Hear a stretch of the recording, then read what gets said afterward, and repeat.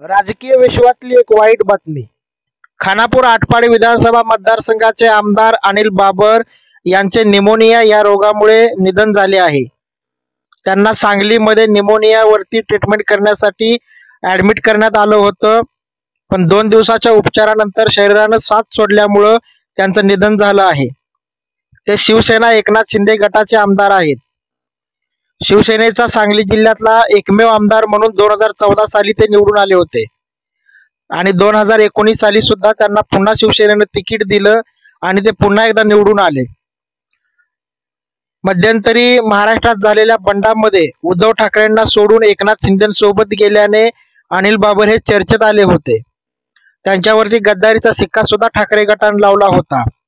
याशिवाय कोर्टामध्ये ज्या 16 आमदारांना अपात्र करा म्हणून उद्धव ठाकरे गटाने याचिका दाखल केली होती, त्या 16 जणांच्या यादीमध्ये अनिल बाबरांचं नाव होतं, ज्यांना विधानसभेचे अध्यक्ष राहुल नार्वेकर यांनी अपात्र करता येणार नाही असा निर्णय दिल्यानंतर त्यांच्यावरचा तो डाग पुसला गेल्यास जमा होता.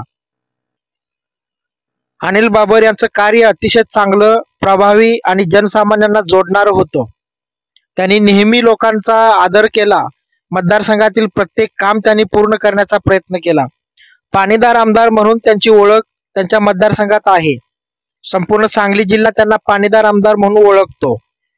मंत्रिपदाच्या रेसमध्ये ते सध्या होते.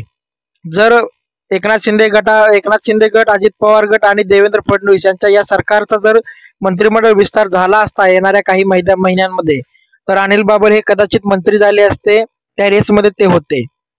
दुष्काळग्रस्त खानापूर आटपाडी विधानसभा मतदारसंघातील समस्या ही एकमेव पाणी होती आणि हीच पाण्याची समस्या दूर करण्यासाठी त्यांनी टेंबू उपसा सिंचन योजना याच्यासाठी निर्विवाद काम केलं आणि आपल्या मतदारसंघामध्ये टेंबूचं पाणी आणूनच दाखवलं.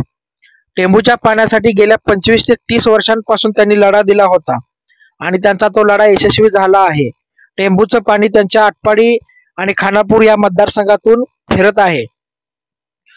तासगावचे माजी आमदार, महाराष्ट्र राज्याचे माजी उपमुख्यमंत्री, गृहमंत्री आर पाटील यांचे ते निकटवर्तीय म्हणून ओळखले जातात. आर पाटील आणि अनिल बाबर यांचे अतिशय जिव्हाळ्याचे संबंध होते.